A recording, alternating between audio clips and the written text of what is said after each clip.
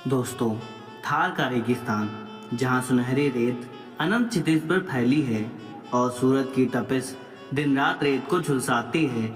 यह एक ऐसी भूमि है जो अपनी गोद में चमत्कार और आस्था की कहानियाँ छुपाए हुए है।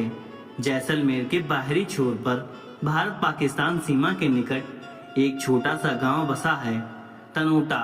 यह गांव केवल रेत और धूप का संगम नहीं, बल्कि साहस, भक्ति और माता की शक्ति का प्रतीक है। तनोट माता मंदिर, जो हिंगलाज माता के अवतार आवड़ माता को समर्पित है, न केवल भक्तों का तीर्थ स्थल है, बल्कि भारतीय सेना की रक्षा करने वाली ढाल भी है। यह कहानी हमें उस दौर में ले जाती है जब रेगिस्तान की रेत ने माता के चमत्कार को देखा। युद्ध के मैदानों में सैनिक ने उनकी भक्ति शक्ति का अनुभव किया और भक्तों की पुकार ने आसमान को छुआ। कहानी की शुरुआत होती है विक्रम संवत 808 से, जब तनोट सैलरमेर की राजधानी था और भाटी राजपूतों का शासन थार कि राजस्थान पर था।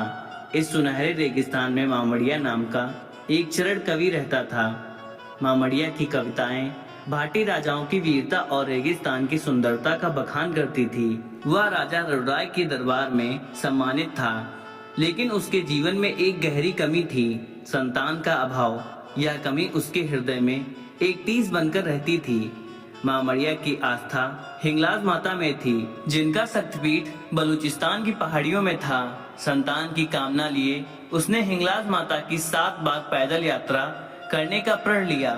रेगिस्तान के कठिन रास्ते, तपती धूप और पानी की कमी के बावजूद मामड़िया ने हिम्मत नहीं हारी। हर यात्रा में वह माता के सामने घंटों ध्यान करता, अपनी मनोकामना को दोहराता।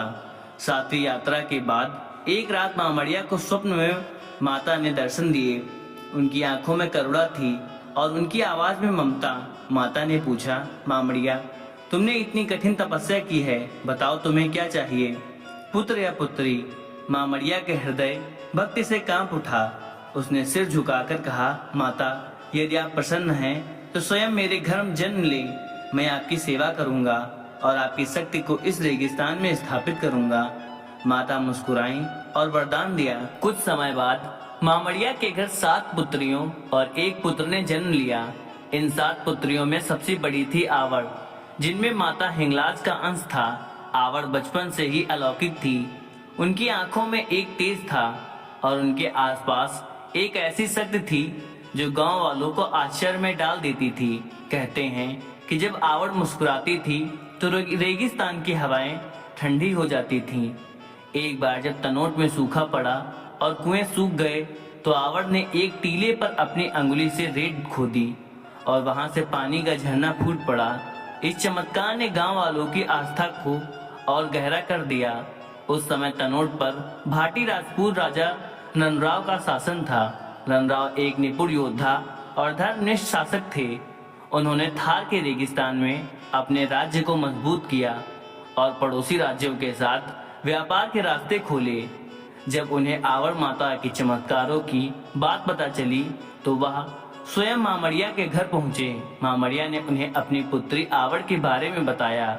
नंदराव ने आवड़ को देखा और उनकी आंखों में माता का तेज पहचान लिया। नंदराव ने आवड़ माता को अपनी कुलदेवी के रूप में स्वीकार किया और उनके सम्मान में एक भव्य मंदिर बनाने का निर्णय लिया। विक्रम संवत 828 में तनोट में मंदिर का निर्माण शुरू हुआ। मंदिर की नींव रखने से पहले नंदराव ने 7 दिन तक उपवास किया और माता की पूजा की। मंदिर का निर्माण रेगिस्तान की स्थानीय शैली में हुआ, जिसमें बलुआ पत्थरों का उपयोग किया गया। मंदिर का गर्भगृह ऐसा बनाया गया कि वह रेत के तूफानों का सामना कर सके। मुख्य द्वार पर नक्काशी की गई, जिसमें माता की शक्ति और भाटी राजवंश की वीरता का चित्रण था। मंदिर में आवड़ माता की मूर्ति स्थापित की गई और उन्हें तनोट राय माता के नाम से पूजा जाने लगा। मूर्ति की स्थापना के दिन तनोट में एक विशाल मेला लगा। भक्तों ने माता के जयकारे लगाए और रेगिस्तान में ढोल नगाड़ों की गूंज सुनाई दी। मंदिर बनने के बाद तनोट आस्था का केंद्र बन गया। नवरात्रि के दौरान मंदिर में भक्तों की भीड़ उमड़ती और दूर दूर से लोग माता के दर्शन के लिए आते। नंदराय ने माता के लिए पुजारी नियुक्त किए इनमें से एक थे पंडित भैरूलाल, जिनका परिवार पीढ़ियों से मंदिर की सेवा करता था। भैरूलाल की भक्ति ऐसी थी कि वह हर रात मंदिर में दीप जलाते और माता की कथा सुनाते। उनकी आवाज में माता की कहानी सुनकर भक्त मंत्र मुग्ध हो जाते। भैरूलाल की पोती राधा भी मंदिर में सेवा करती थी। राधा की मधुर आवाज में माता के भेंटे गाते हुए पूरा गांव झूम उठता। तनोट गांव के केवल माता का मंदिर ही नहीं बल्कि एक समृद्ध संस्कृत और इतिहास का गवाह भी है।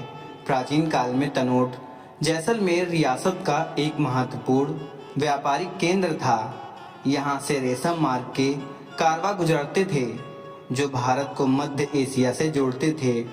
गांव के लोग मुख्य रूप से भाटी, राजपूत, चारण और मेघवाल समुदाय के थे। ये समुदाय अपनी कला, संगीत और लोक कथाओं के लिए प्रसिद्ध थे। तनोट की संस्कृति में लोकगीत और नृत्य का विशेष स्थान था। माता के मेले में स्थानीय कलाकार काछी घोड़ी और गैर नृत्य प्रस्तुत करते। महिलाएं मांड गायन करती जिसमें माता की महिमा और रेगिस्तान की सुंदरता का वर्णन होता।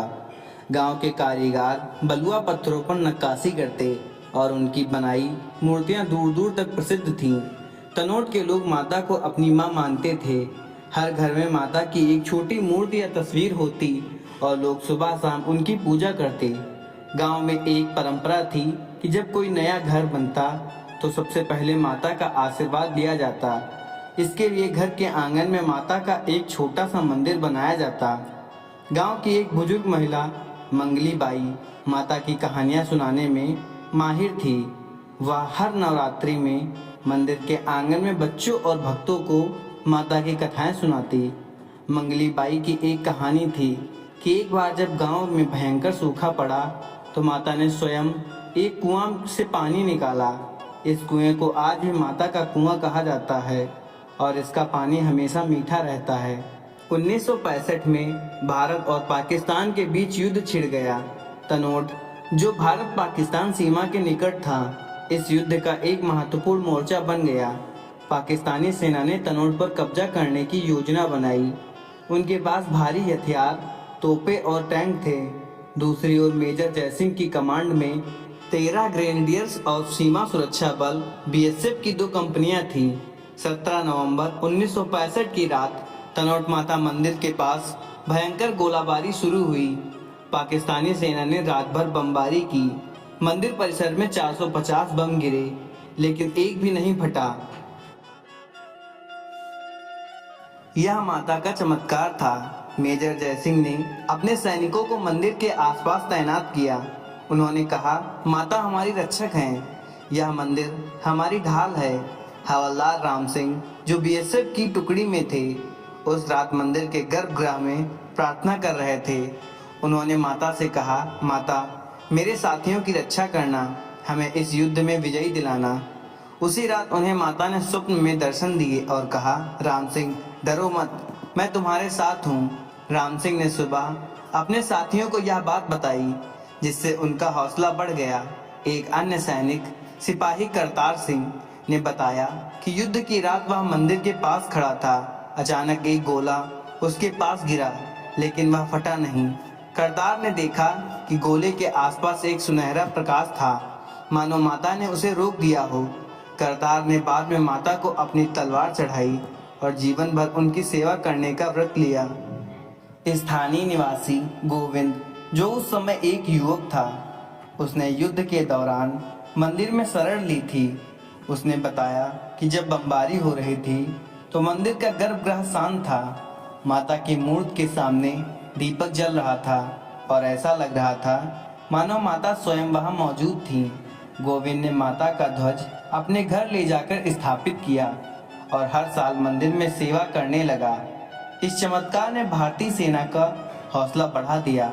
उन्होंने पाकिस्तानी सेना को पीछे हटने पर मजबूर कर दिया। युद्ध के बाद मंदिर परिसर में 450 जिंदा बम मिले जो आज भी मंदिर के संग्रहालय में रखे हैं। 1965 के युद्ध के बाद तनोट माता की ख्याति पूरे देश में फैल गई। मंदिर में भक्तों की भीड़ उमड़ने लगी। दोस्तों, अगर यह वीडियो आपको अच्छी लगी हो तो एक लाइक शेयर जरूर करें। धन्यवाद। हर हर महादेव।